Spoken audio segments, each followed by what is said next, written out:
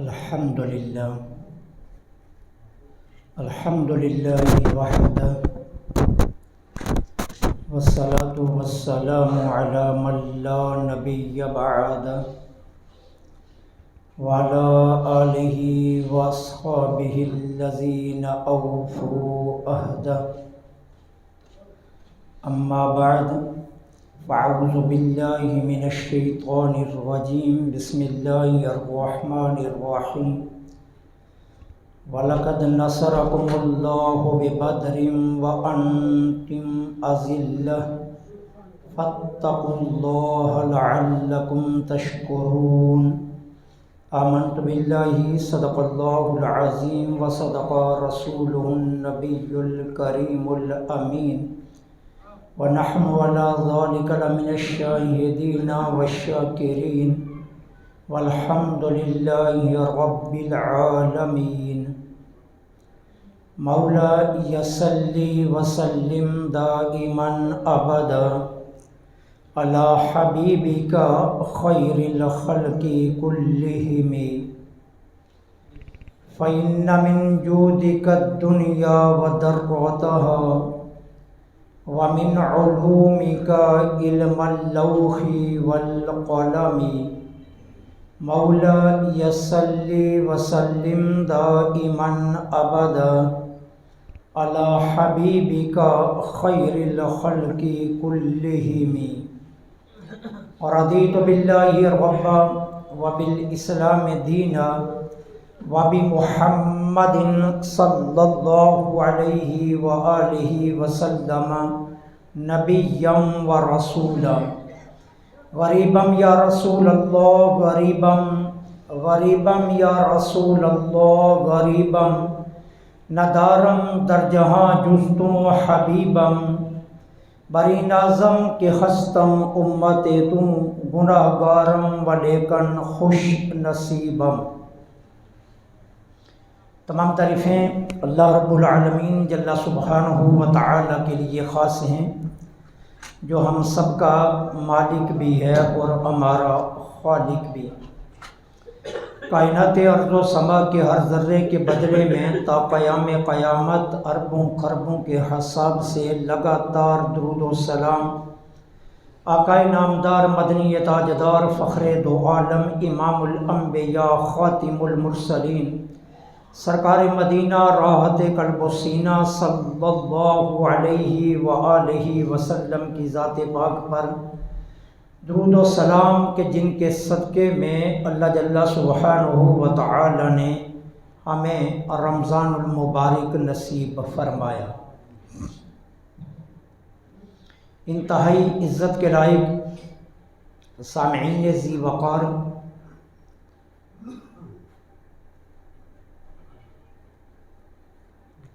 معرکہ بدر شہرت میں حق اور باطل کے درمیان فرق کر دینے والے معرکے سے جانا اور پہچانا جاتا ہے، اور قرآن کریم کا یہ جو اعلان تھا کم من فئۃ قلیلۃ غلبت فئۃ کثیرہ، اس کی عملی تصویر غزوہ بدر کے اندر دیکھنے میں نصیب ہوئی کہ جب اللہ کا وعدہ ہے کہ اللہ تعالی حق پرست اگر تھوڑے بھی ہوئے تو باطل پرستوں پر ہمیشہ حق پرستوں کو غالب رکھے گا، اور یہ اللہ جل سبحانہ و تعالی نے عملی طور پر بدر میں مسلمانوں کو نہیں دنیا بھر کے انسانوں کو دکھا دیا۔ مسلمان بے سر و سامانی کے عالم میں تھے، اور یہ ایک مرتبہ نہیں کئی مرتبہ آپ علماء سے سن چکے ہیں۔ مسلمانوں کی افرادی قوت بھی انتہائی قلیل تھی، جبکہ کفر پوری تیاری کے ساتھ مقابلہ کرنے کے لیے بدر کی جانب بڑھا تھا۔ ان کے پاس جنگ جو بھی تھے، اسلحہ بھی تھا، ہتھیار بھی تھے، اور انہیں اپنی جیت کا یقین بھی تھا، لیکن اس کے باوجود اللہ تعالی عز و جل نے بے سر و سامانی کے عالم میں جانے والے مسلمانوں کو فتح دے کر پوری دنیا کے لیے ایک نمونہ دے دیا کہ اگر یقین کامل تم رکھو گے، دور کی کہانی نہیں ہے، دور کوئی سا بھی ہو، زمانہ کوئی سا بھی ہو، بات تمہارے یقین کی ہے۔ اگر تمہارا ایمان سلامت ہے، تمہارا یقین کامل ہے، تمہارے جذبات صداقت پر مبنی ہیں، تو زمانے اور دور کو نہیں بلکہ ہر دور میں اللہ کی مدد تمہارے ساتھ ہے۔ لیکن اس کے لیے شرائط یہ رکھ دی گئی کہ تم کامل مومن رہو، اور تمہارا کمال ایمان یہ دعوے کی حد تک نہیں، عمل کی حد تک ہونا چاہیے، تو تب جا کر فاتح تم ہی ٹھہرو گے۔ لیکن اس سے ہٹ کر یہ معرکہ حق و باطل 17 رمضان المبارک سن 2 ہجری میں رونما ہوا۔ بدر کا رمضان سے انتہائی گہرا تعلق بنتا ہے، شاید قدرت کو یہی منظور تھا، اس لیے قدرت نے بدر کے اندر وہ کارہائے نمایاں صحابہ کرام سے کروائے کہ جن سے امت کو رمضان کے ذریعے بہت بڑا سبق دینا تھا۔ ہم رمضان المبارک میں اپنی خواہشات کو روکنے کی کوشش کرتے ہیں، اور اس کے لیے ہم ایک مخصوص وقت تک کھانے پینے اور نفسانی خواہش کی تکمیل سے اپنے آپ کو روک کر رکھتے ہیں۔ یہ ایک مخصوص وقت ہے، لیکن اس کے لیے آسانیاں دیکھیے میرے اللہ کی جانب سے کتنی آسانیاں ہیں۔ سب سے پہلے میرا اللہ ہمیں ویسا موسم عطا فرماتا ہے۔ اگر ایسا ہوتا کہ 25 سال سے لے کر 35 برس کے نوجوانوں پر روزے فرض کر دیے جاتے، اور اس سے بڑی عمر اور اس سے کم عمر کے لوگوں کو مستثنیٰ کر دیا جاتا، تو گھر میں 10 افراد میں اگر 2 لوگ اس عمر کے ہوتے تو اتنے لوگوں کے درمیان جب چولہا جل رہا ہے، گھر کھانا پک رہا ہے، اور حکم خدا بندی کی خلاف ورزی بھی نہیں ہو رہی ہے، پھر 2 انسانوں کا استقامت سے ڈٹ کر رہنا کتنا مشکل ہوتا۔ لیکن اللہ نے ہماری آسانی کے لیے پورا ہمیں ماحول دیا، بلوغت سے لے کر موت تک ہر مرد و عورت پر روزے کو فرض کر دیا، تاکہ تمہیں اپنے گھر میں پورا ماحول ملے روزہ رکھنے کا، اور پورا ماحول تمہیں میسر ہو، تمہیں مشقت نہ اٹھانی پڑے۔ اب دوسرا احسان اس نے کیا کیا کہ شیطان کو اس نے جکڑ دیا، تاکہ وہ تمہیں بہکا نہ سکے، تمہیں پھسلا نہ سکے، تمہیں گمراہی کی جانب مائل نہ کر سکے۔ اور تیسرا ماحول کیا دیا کہ رمضان کے روزے پر تمہارے ہر عمل کے لیے الگ اجر کا اعلان کر دیا۔ چنانچہ حدیث پاک میں آتا ہے کہ روزہ دار کے لیے دریا و سمندر کی مچھلیاں بھی استغفار کرتی ہیں۔ روزہ دار کا سونا میرے آقا نے فرمایا یہ بھی عبادت ہے۔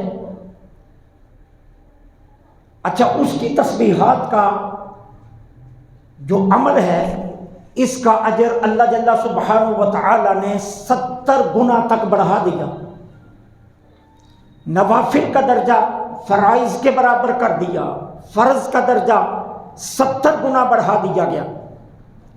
اور جو مشقت انسان برداشت کر رہا ہے روزے کی صورت میں، اس کے لیے حتمی اعلان یہ کر دیا کہ بندے تو روزہ میری ذات کے لیے رکھ رہا ہے، اس کا اجر میں خود تجھے قیامت کے دن دوں گا، تاکہ کوئی کائنات کا پیمانہ تیرے اجر کو ناپ اور تول نہ سکے۔ گویا رمضان کی ساری مشق کے لیے ہمیں ایک بھرپور ماحول دیا گیا، ایک پورا موسم دیا گیا، ایک پورا موقع فراہم کیا گیا، تاکہ تمہیں یہ مشقتیں برداشت کرتے ہوئے اذیت کی طرف نہ جانا پڑے، تم خوش دلی سے ان ساری تکالیف کو برداشت کر لو۔ اب ذرا بدر کی طرف آئیں۔ اب بدر کے مارکے میں آپ دیکھیے کیسے کیسے مناظر سامنے آ رہے ہیں۔ بدر میں اسلامی لشکر کے مجاہدین میں حضرت عمر بن خطاب ہیں، کفار کے لشکر میں حضرت عمر کے سکا ماموں ہشام بن مغیرہ ہے۔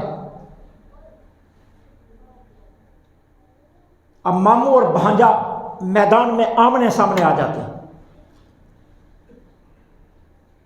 رشتوں کا تقدس ہے، خون کا جوش ہے، آزمائش کی گھڑی ہے، ماحول نہیں ہے، لیکن اس کے باوجود سرکار دو عالم اور اللہ کی رضا کے لیے حضرت عمر بن خطاب اپنے ہاتھوں سے اپنے سکے ماموں کو قتل کر رہے ہیں۔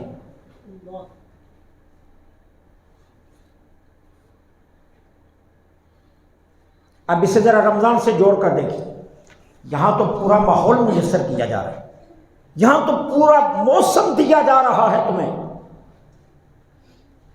پورا موقع فراہم کیا جا رہا ہے تمہیں، لیکن اس کے مقابلے میں دیکھیں حضرت عمر اپنی تلوار کا وار خطا بھی کر سکتے تھے، حضرت عمر اپنے ماموں کو بچا بھی سکتے تھے، اپنے ماموں کی جانب سے اپنے گھوڑے کا رخ موڑ بھی سکتے تھے، گمسان کے رنگ میں کوئی عمر پر الزام بھی نہیں لگا سکتا تھا، لیکن اس کے باوجود یہ سوچا کہ میرا اللہ تو دیکھ رہا ہے کہ اب عمر کس منزل پر کھڑا ہے، چنانچہ اپنے ماموں ہشام بن مغیرہ کو اپنے ہاتھوں سے قتل کر دیا۔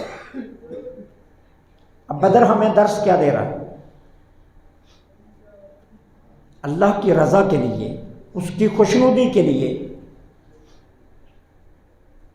اس کی ذات سے تعلق قائم رکھنے کے لیے تمہیں اگر رشتوں کی قربانی دینی پڑ جائے تو رشتے کی قربانی بھی دے کر اپنے اللہ کو راضی کرنا ہے۔ کھانے پینے کی قربانی تو کوئی قربانی ہی نہیں ہے، بھوک اور پیاس بھی کوئی قربانی ہے۔ اگر ہم ایسے سفر میں نکل جائیں جہاں ہماری گاڑی نہ رکے، نہ ہمارے پاس کھانے کے لیے کچھ ہو، نہ پینے کے لیے ہو، ہم کئی گھنٹے مسلسل سفر میں بھوک اور پیاس برداشت کر کے سفر کرتے ہیں یا نہیں کرتے؟ تو یارو یہ تو کوئی قربانی نہیں ہے، یہ بھی کوئی قربانی ہے بھوک اور پیاس سے رہ لینا، یہ معمولی سی قربانی ہے۔ لیکن بتایا یہ گیا، بدر کو رمضان سے جوڑا اس لیے گیا کہ دیکھو یہ تو معمولی سی قربانی ہے جسے تم ترک کر رہے ہو، اسلام کی خاطر جنہوں نے اسلام کے حقائق کو جانا وہ دیکھو تو صحیح کتنی بڑی بڑی قربانیاں دے کر اسلام کو بچا رہے ہیں، تعلق کے خدا بندی کو بچا رہے ہیں۔ حضرت ابو عبیدہ بن جراح رضی اللہ تعالیٰ عنہ، میرے آقا کریم علیہ الصلوۃ والسلام نے فرمایا اللہ نے ہر نبی کی امت میں ایک امین پیدا کیا ہے جو اس امت کا امین ٹھہرا ہے، اور میری امت کا امین ابو عبیدہ بن جراح ہے۔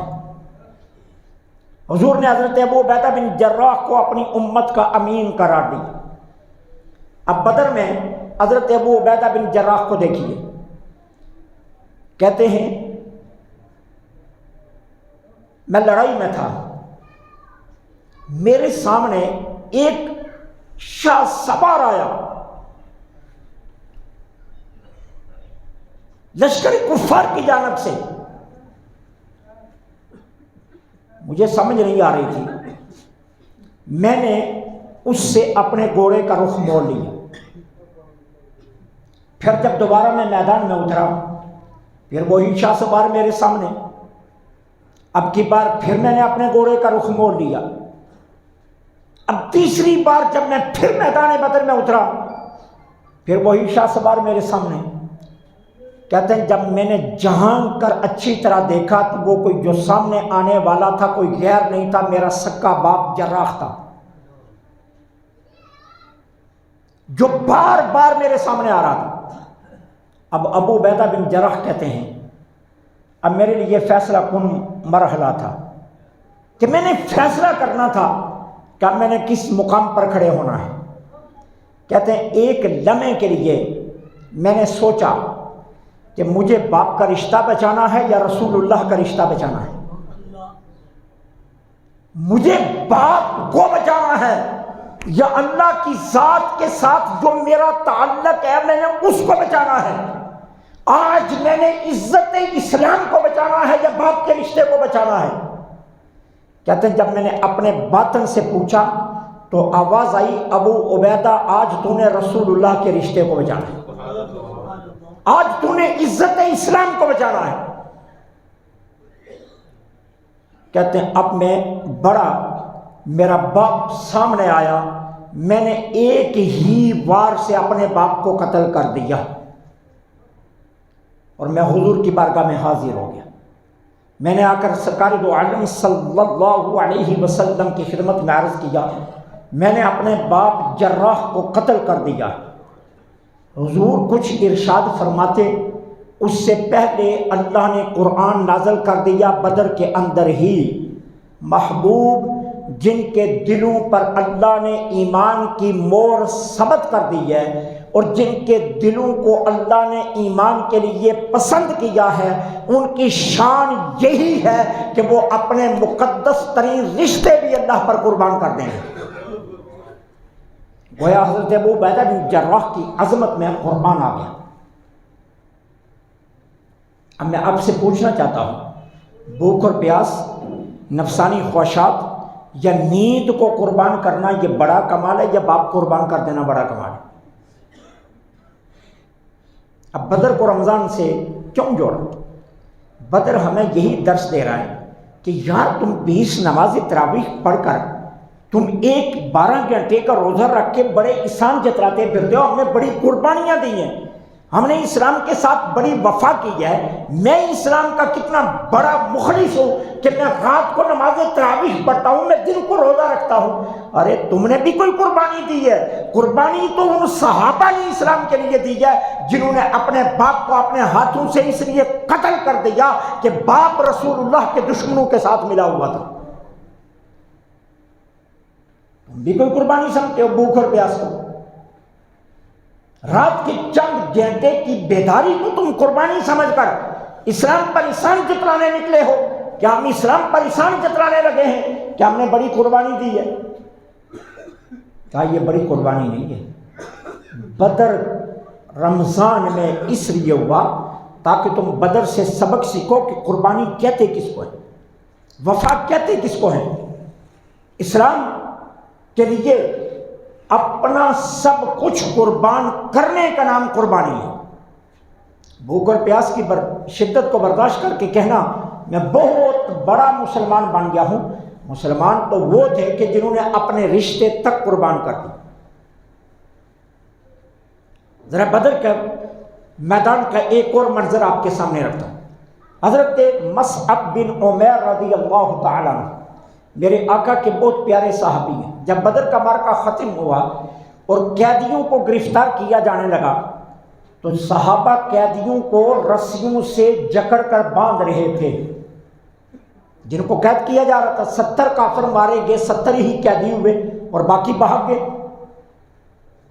اب حضرت مصعب بن عمیر ایک صحابی کے پاس سے گزرے تو وہ صحابی کیا کر رہے تھے؟ حضرت مصعب بن عمیر کے سکے بھائی ابو عزیر بن عمیر کو گرفتار کر رہے تھے، رسیوں سے باندھ رہے تھے۔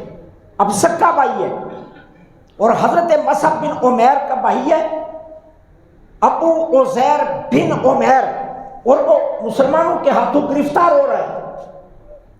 اب بھائی نے دیکھا میرا بھائی گرفتار ہو رہا ہے، تو آپ ذرا دیکھنا کھڑے ہو کر کیا کہتے ہیں۔ حضرت مصعب کھڑے ہو گئے، اس صحابی کو کہتے ہیں رسیاں ذرا کس کے رکھنا کیونکہ یہ رسول اللہ کا دشمن ہے۔ سکے بھائی کے لیے کیا کہہ رہے ہیں؟ کہتے ہیں رسیوں کو ذرا کس کے رکھنا کیونکہ یہ رسول اللہ کا دشمن ہے۔ اب بھائی کی کہانی ختم ہو گئی ہے، رشتوں کی کہانی ختم ہے، اب معاملہ اسلام اور حق اور باطل کا ہے۔ کہتے ہیں اس کو مضبوطی سے باندھنا، اور پھر آگے پتہ ہے کیا کہتے ہیں؟ کہتے ہیں اس کو مضبوطی سے باندھ کر اس لیے بھی رکھنا کہ میری ماں بڑی امیر ہے، وہ اسے چھڑانے کے لیے جتنے پیسے مانگو گے دے گی، اور مجھے یقین ہے یہی پیسہ اسلام کے کام آئے گا۔ لاؤ قربانی ایسی 20 رکھتے ہیں پڑھ کر اسلام پریشان کرنے والوں، لاؤ نا ایسی قربانی۔ کوئی مائی کا لال دے سکتا ہے ایسی قربانی جو صحابہ نے دی ہے؟ کوئی کر سکتا ہے ایسا؟ آج ہم مسلمان ہیں، ہم نے کلمہ پڑھا ہوا ہے، ہمارے پاس جتنا رزق ہے وہ اللہ کا دیا ہوا ہے، لیکن اس کے باوجود ہم اللہ کے نام پر دیتے ہوئے ہچکچاہٹ کو محسوس کرتے ہیں۔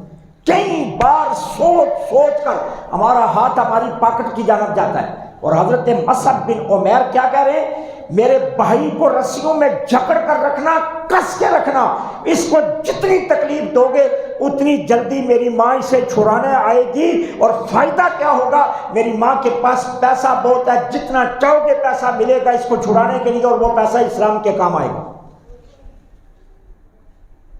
اب یہ ہے قربانی۔ ہم 12 گھنٹے کی بھوک برداشت کر کے اسلام پر احسان جتلانے چلے، ہم 1.5 گھنٹے کی نماز تراویح پڑھ کر اسلام پر احسان جتلانے چلے۔ صحابہ نے احسان کیے، یہ ہیں احسانات جو اسلام پر صحابہ نے کی۔ اور بدر رمضان میں ہوا ہی اس لیے اللہ حضور کی امت کو بتانا چاہتا تھا کہ اسلام کے ساتھ وفا کس کا نام ہے۔ خواہشات کی تکمیل کو روکنا یا اس کو تپائے تکمیل تک پہنچانا، یہ کتنی قربانی ہے؟ یہ معمولی سی قربانی ہے، یہ بہت کم سی قربانی ہے۔ قربانی کا تو صحابہ کرام دے رہے ہیں۔ حضرت حذیفہ رضی اللہ تعالیٰ عنہ، اب حضرت حذیفہ رضی اللہ تعالیٰ عنہ کا والد ہے عتبہ، مکے کا سردار ہے، بہت بڑا رئیس ہے، معمولی بندہ نہیں ہے، مکے کا سردار ہے، ابو جہل کے لیول کا آدمی ہے عتبہ، اور یہ حضرت حذیفہ کا باپ ہے، حذیفہ بن عتبہ۔ اب میدان بدر میں یہ کفار کی طرف سے عتبہ اور بیٹا رسول اللہ کی طرف سے حضرت حذیفہ۔ اب دیکھیے حضرت حذیفہ کا کمال، بدر میں صحابہ کو روک روک کر کہتے ہیں اگر تمہارے سامنے میرا باپ آیا نا چھوڑ دینا، میں اسے خود ماروں گا۔ قربانی اس کا نام، اس کا نام قربانی۔ صحابہ کو روک روک کر کہہ رہے ہیں ارے اگر تمہارے سامنے میرا باپ آیا تو اسے مت کچھ کہنا، اسے چھوڑ دینا، اسے میں خود اپنے ہاتھوں سے مارنا چاہتا ہوں۔ اور پھر بدر میں وہی ہوا، حضرت حذیفہ لڑتے لڑتے جب کفار کے لشکر کی طرف بڑھے، سامنے عتبہ آ گیا، باپ کو دیکھ کر بفر گئے، شیر کی طرح للکارا، اور اپنے باپ کو خود اپنے ہاتھوں سے قتل کر کے واصل جہنم کر کے رسول اللہ کی بارگاہ میں حاضر ہو گئے، اور آ کر عرض کیا کرتے ہیں حضور اب تو راضی ہو جائیے نا، میں آپ کے دشمن کو واصل جہنم کر کے آیا۔ یہ بدر ہمیں درس دے رہا ہے، بدر ہمیں یہ سبق دے رہا ہے، بدر کی یہ تعلیمات ہیں ہمارے سامنے کہ ہم 1.5 گھنٹے کی نیند قربان نہیں کر سکتے۔ صحابہ کو دیکھو، انہوں نے اسلام کے لیے کتنی بڑی قربانیاں دی۔ ہمیں نماز تراویح کتنی دشوار لگتی ہے، کوئی 4 پڑھ کے بھاگ رہا ہے، کوئی 8 پڑھ کے بھاگ رہا ہے، کوئی 10 پڑھ کے بھاگ رہا ہے، بڑا اللہ پر احسان کر لیا ہم نے۔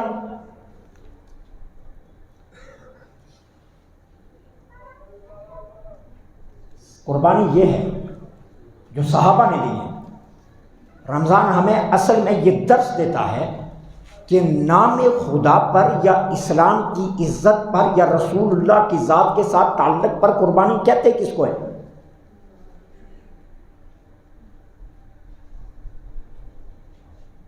سیدنا صدیق اکبر رضی اللہ تعالیٰ عنہ حضور کے مجاہدین میں شامل ہے، اور انہی کا سکا بیٹا عبد الرحمن کفار کی طرف سے آیا۔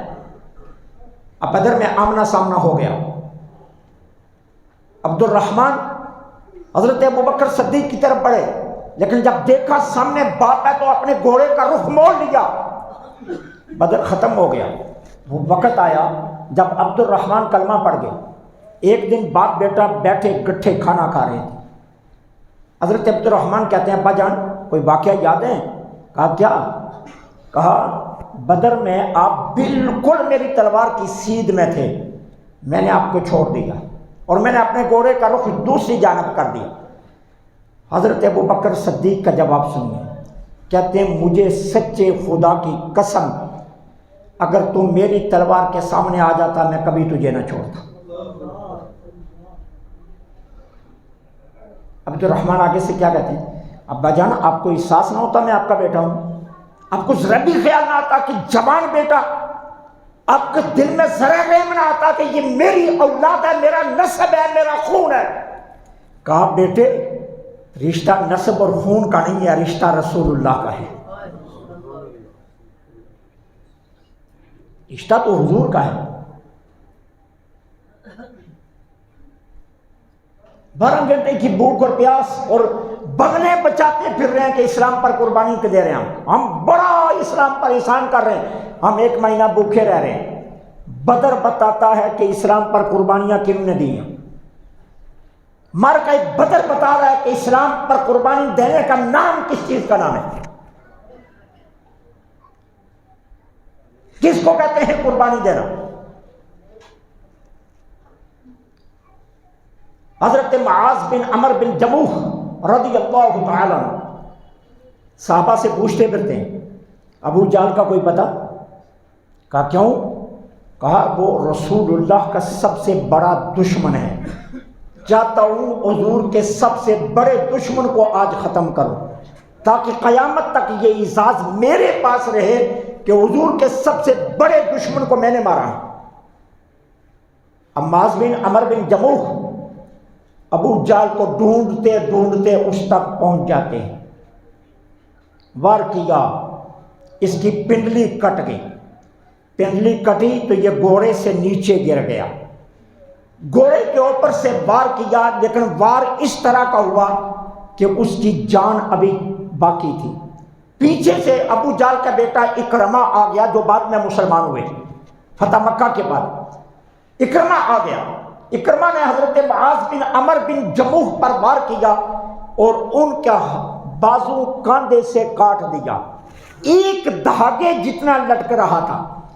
حضرت عمر بن جموح کہتے ہیں میں اب دوسرے دشمنوں کی طرف بڑھا، حضرت معاذ بن عمر بن جموح کہتے ہیں میں دوسرے دشمنوں کی طرف بڑھا تو میرا ہاتھ رکاوٹ آ رہا تھا، میں وار کرتا تھا تو یہ لٹکتا بازو آگے رکاوٹ بن رہا تھا۔ میں نے کیا کیا؟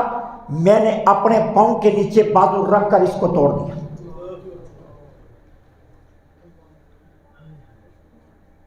ڈیڑھ گھنٹے کی نیند نہیں برداشت کرتے ہم، نماز تراویح چھوڑ دیتے ہیں، یہ ہے قربانی۔ بدر سبق دے رہا ہے، ہم کہانی سمجھتے ہیں، بدر مار کا سمجھتے ہیں، بدر میں ہمارے لیے درس ہے، سبق ہے کہ اسلام اتنی آسانی سے تمہارے پاس نہیں پہنچا ہے، اسلام کتنی قربانیوں کے بعد پہنچا، اور اب تمہاری باری یا قربانیاں دینے کی، اور تم سے یہ نہیں مانگا جا رہا بازو توڑ دو، تم سے یہ نہیں مانگا جا رہا پنڈلیاں کاٹ دو، تم سے یہ نہیں کہا جا رہا کہ لٹکتا بازو پاؤں کے نیچے رکھ کر توڑ دو، تم سے تو صرف اتنا کہا جا رہا ہے اور اللہ کے بندو 12 گھنٹے کا روزہ 1.5 گھنٹے کی تراویح پڑھ لو، تم یہ بھی نہیں کرتے۔ اور پھر بھی ہم کہتے ہیں ہمارا اسلام پر احسان ہی بڑا ہے۔ یہ تھوڑا احسان ہے کہ ہم نے کلمہ پڑھا اسلام کا۔ صحابہ کی قربانیاں سنیے، اپنا بازو کھینچا اور اسے جسم سے جدا کر کے پھینک دیا اور ایک ہاتھ سے لڑتے لڑتے حضور تک پہنچے اور آ کر پتہ ہے کیا کہتے ہیں، حضور میں نے ابو جہل پر وار تو بڑی کاری کی ہے لیکن مجھے پتا ہے کہ ابھی وہ زندہ ہے، ابھی ختم نہیں ہوا، آپ مہربانی کیجئے کسی کو بھیجیے خبر لائے تاکہ مجھے سکون ملے۔ اب میرے آقا حضرت عبداللہ بن مسعود سے فرماتے ہیں، عبداللہ بن مسعود جاؤ نا ذرا ابو جہل کو ڈھونڈ کر دیکھ کر تو آؤ۔ اب حضرت عبداللہ بن مسعود اسے ڈھونڈتے نکلتے ہیں میدان بدر میں، تو دیکھا کیا، وہ زمین پر پڑا ہوا ہے اور آخری سانس لے رہا ہے۔ آپ اس کے سینے پر چڑھ گئے، چڑھ کر کہتے ہیں وہ دشمن رسول آنکھ کھول کر دیکھ آج کتنی ذلت سے مارا جانے لگا ہے۔ اب کیا کیا، اس کا سر تن سے جدا کیا، سر کے بالوں سے سر پکڑا اور حضور کی بارگاہ میں لے آئے۔ اب میرے آقا مسکرا پڑے، اب اس تبسم کا تعلق کسی اور تبسم سے جڑ گیا۔ اب حضرت عبداللہ بن مسعود کی یادیں ماضی کو چلی گئی۔ حضور مکے کا زمانہ تھا، ہم اس وقت مجبوری کی زندگی گزارے تھے۔ آپ کو یاد ہوگا حضور ایک دن مکہ میں ابو جہل نے مجھے تھپڑ مارا تھا، میں آپ کے پاس آیا تھا، آپ کو شکایت کی تھی کہ ابو جہل نے مجھے تھپڑ مارا ہے، تو آپ مسکرا دیے تھے۔ آج میں اس کا سر کاٹ کر لایا ہوں، حضور آج بھی آپ پھر مسکرا پڑے، وجہ کیا ہے؟ اس دن مجھے تھپڑ پڑا تھا، آپ مسکرائے تھے اور آپ نے بدلہ نہیں لیا تھا ابو جہل سے، مجھے ہی چپ کروا دیا تھا۔ آج میں سر کاٹ کر لایا ہوں، آپ پھر مسکرا پڑے ہیں۔ میرے آقا نے فرمایا عبداللہ بن مسعود آپ آئینہ سمجھ، میں مکے میں کیوں مسکرایا تھا؟ جب تو شکایت لے کر آیا تھا نا کہ مجھے ابو جہل نے تھپڑ مارا تو میرے سامنے مستقبل تھا، میں نے کہا عبداللہ بن مسعود آج بدلہ مانگ رہا ہے، وہ وقت قریب ہے جب عبداللہ بن مسعود ہی اس کا سر اتارے گا، تو میں اس لیے مسکرایا تھا۔ بدر درس ہے، بدر سبق ہے، بدر کہانی نہیں ہے۔ بدر ہمارے لیے بہت بڑا سبق ہے کہ اسلام کے لیے کیسے قربانیاں دینی ہیں، اسلام سے وفا کیسے کرنی ہے، کس طرح اسلام سے مخلص رہنا ہے۔ معمولی سی بھوک اور پیاس یہ احسان نہیں ہے، ہم صرف اس ایک بات پر ساری زندگی سجدے میں گزار دینا کہ ہم صحابہ کا شکریہ ادا کریں جن کی وجہ سے آج اسلام ہمارے پاس ہے، تو ہم ان کا شکریہ ادا نہیں کر سکتے۔ حضور کا شکریہ ادا کرنا تو بہت دور کی بات ہے، حضور کے شکریہ کا تو تصور بھی نہیں کیا جا سکتا۔ ہم صحابہ کا شکریہ نہیں ادا کر سکتے کہ جن صحابہ نے اتنی بڑی بڑی قربانیاں دے کر آج ہمیں مسلمان بننے کا موقع فراہم کیا۔ اس لیے صاحبوں بدر کو محض ایک کہانی نہ سمجھیں، بدر ہمیں سبق دے رہا ہے کہ نفسانی خواہشات کی تکمیل سے رکنا، کھانے پینے سے رکنا، یہ کوئی بہت بڑی قربانی نہیں ہے، یہ تو بڑی معمولی سی قربانی۔ قربانیاں تو دی ہیں تو ان لوگوں نے دی جنہوں نے بھوک اور پیاس میں رہ کر اسلام کی خاطر اتنی قربانیاں دی، اپنی جانیں تک قربان کر، اپنے قریب ترین کے رشتے قربان کر دیے۔ حضرت سعید بن عاص کی کہانی سنیے بدر میں۔ حضرت سعید بن عاص رضی اللہ تعالیٰ عنہ مجاہدین اسلام میں ہیں اور ان کا باپ عاص لشکر ابو جہل میں ہے۔ دیکھا میدان بدر میں عاص کی لاش پڑی ہے، اب صحابہ کو ڈھونڈتے پھر رہے ہیں، حضرت سعید پوچھتے پھر رہے ہیں میرے باپ کو کس نے مارا، میرے باپ کو کس نے مارا، میرے باپ کو کس نے مارا۔ صحابہ کے ذہن میں ہے کہ پتہ نہیں سعید ناراض ہوگا کہ میرے باپ کو کس نے مارا۔ اب حضرت عمر بن خطاب کا آمنا سامنا ہو گیا. پوچھا میرے باپ آس کو کس نے مارا؟ حضرت عمر بن خطاب نے کہا میں نے مارا ہے. وہ میرے سامنے آیا تھا تلوار کے، اسے میں نے قتل کیا ہے. لپٹ جاتے ہیں حضرت عمر بن خطاب سے اور لپٹ کر کہتے ہیں عمر تمہارا بھلا ہو کہ تو نے میرے باپ کو واصل جہنم کر کے میرے اوپر احسان کیا ہے. کیوں؟ رشتہ باپ کا نہیں ہے، رشتہ رسول اللہ کا، رشتہ اسلام کا ہے. آج ہم دوسرے رشتوں کو مقدم رکھتے ہیں، اسلام کے رشتے کو سب سے مؤخر رکھتے ہیں. ہم آج اسلام کے رشتے کو کچھ بھی نہیں سمجھتے اور باقی سارے رشتوں کو مقدس رکھتے ہیں. اس نے مجھے رشتہ نہیں دیا، میں اس سے قطع تعلق کر رہا ہوں. اچھا اس نے میرے بٹوارے میں حصہ زیادہ لے لیا، میں اس سے تعلق توڑ رہا ہوں. اس نے میرے ساتھ یہ زیادتی کی، میں اس سے تعلق توڑ رہا ہوں. اتنی بڑی مسجد میں ایک شخص اٹھ کر کھڑا ہو کر مجھے انگلی کے اشارے سے بتا دے میں نے اپنا فلاں رشتہ دار اس لیے چھوڑا کہ وہ رسول اللہ کا گستاخ ہے، میں نے اس لیے چھوڑا کہ وہ حضور کا بے ادب ہے، میں نے اس لیے چھوڑا کہ وہ نماز نہیں پڑھتا، میں نے اس لیے چھوڑا کہ وہ حلال نہیں کھاتا، میں نے اس لیے چھوڑا کہ وہ جھوٹ بولتا ہے، میں نے اس لیے چھوڑا کہ وہ قرآن نہیں پڑھا ہوا، میں نے اس لیے چھوڑا کہ وہ دین کو کچھ نہیں سمجھتا. کوئی ایک رشتہ ایسا آپ بتا سکتے ہیں کہ جس کو آپ نے اسلام کے لیے چھوڑا ہو؟ کوئی ایک رشتہ نہیں آپ بتا سکتے.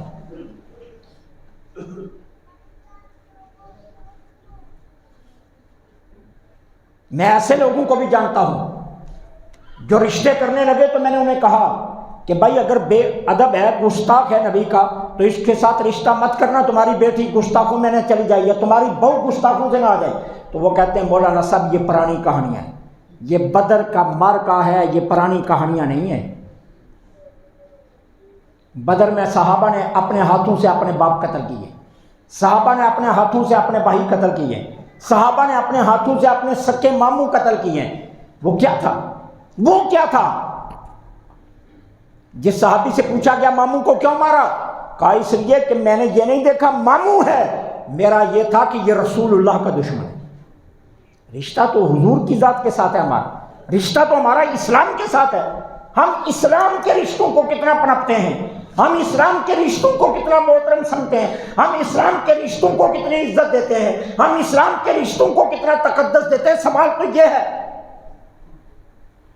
کہ بدر کو کہانی سمجھ کر ہم سنتے آئے یا بدر کو ہم صرف ایک معرکہ سمجھ کر پڑھتے آئے اور سنتے آئے. بدر کوئی سبق بھی تو دے رہا ہے نا، بدر کوئی درس بھی تو دے رہا ہے نا، بدر کوئی ہمیں سامان بھی تو دے رہا ہے کہ نہیں دے رہا؟ کہ اسلام کے رشتے کتنے مقدس ہیں، اسلام کے رشتے کتنے محترم ہیں، اور اسلام کے رشتوں میں سب سے پیارا رشتہ وہ رسول اللہ کی ذات کا رشتہ ہے. کیا وجہ تھی؟ قریش کا سردار کیا وجہ تھی؟ ہاشم کا سردار کیا وجہ تھی؟ اپنے خاندان کا امیر ترین شخص کیا وجہ تھی؟ مدینے کا سب سے بڑا تاجر کیا وجہ تھی؟ سب سے بڑا خوبصورت کیا وجہ تھی؟ سب سے بڑا حسین حضرت بلال کو سیدنا بلال کہہ کر ہاتھ باندھ کر سلام کرتا تھا. رشتہ کیا تھا؟ اسلام کا. حضرت بلال سے رشتہ کیا تھا؟ اسلام کا. کسی کی جرأت بلال کے سامنے اونچا بول جائے، کسی کی جرأت بلال کے سامنے بات کر جائے، کسی کی جرأت بلال کی بے ادبی کر جائے، گستاخی کر جائے، نہیں ہوتی تھی. کیوں؟ وہ جانتے تھے کہ بلال کا رشتہ رسول اللہ سے کتنا گہرا ہے، لہذا وہ اس رشتے کو پنپتے تھے، اس رشتے کو احترام دیتے تھے، اس رشتے کو محترم جانتے تھے. اور بدر کا سبق بھی یہی ہے. بدر ہمیں یہی درس دیتا ہے کہ سب سے مقدس رشتے وہ رسول اللہ کی ذات کے ساتھ منسلکی کے رشتے ہیں، حضور کی ذات کے ساتھ تعلق کے رشتے ہیں. اگر یہ سلامت ہے تو پھر آپ کا سب کچھ سلامت ہے، اور اگر یہ سلامت نہیں تو پھر دنیا کے رشتے تو آپ کے کسی کام نہیں آئیں گے. قبر میں ماموں، چچا، ماما، دادا، نانا کوئی نہیں آئے گا، حتیٰ کہ جس شیخ الحدیث سے آپ نے حدیث پڑھی ہے وہ بھی نہیں آئے گا، جس استاد سے آپ نے فقہ پڑھی ہے وہ بھی نہیں آئے گا، جس استاد سے آپ نے صرف نعت پڑھی ہے وہ بھی نہیں آئے گا، جس سے آپ نے میتھ انگلش پڑھی وہ بھی نہیں آئے گا، جس نے آپ کو ڈاکٹر بنایا، عالم بنایا، خطیب بنایا، واعظ بنایا وہ بھی نہیں آئے گا۔ قبر میں کون آئیں گے؟ رسول اللہ آئیں گے، حضور کا رشتہ ہے۔ سارے رشتوں پر سب سے مقدس رشتہ حضور کا، اور بدر یہی درس دے رہا ہے، بدر یہی سبق دے رہا ہے کہ حضور کا رشتہ سلامت رہنا چاہیے، حضور کی ذات کے ساتھ کے رشتے سلامت رہنے چاہیے، یہ تعلق ہمیشہ سلامت رہنا چاہیے۔ بدر کا اصل سبق یہ ہے، اصل درس یہ ہے کہ بدر صرف ایک مارکا ہی نہ سمجھ لینا، ایک کہانی نہ سمجھ لینا کہ کفار اور مسلمانوں کے درمیان جنگ ہو گئی اور مسلمان جیت گئے، بس یہ ایک کہانی نہیں تھی، یہ ایک امت کے لیے سبق ہے۔ اور وہ سبق کیا ہے؟ اگر تم ایمان والے رہے، قیامت تک جب بھی ضرورت پڑی جبرائیل فرشتوں سمیت تمہاری مدد کے لیے آئے گا، اور ایمان کی سلامتی کے لیے سجدوں کے ماتھے پر سجدوں کے نشان لازم نہیں ہے۔ اسلام ایمان کی سلامتی کے لیے سب سے پہلا زاویہ یہ ہے کہ تم کتنے رسول اللہ سے قریب رہتے ہو۔ یہ رشتہ ہے جو بدر نے ہمیں سمجھایا کہ اصل بدر کا مارکا جو ہے وہ ہمیں یہ درس دے۔ اللہ مجھے حق کہنے، مجھے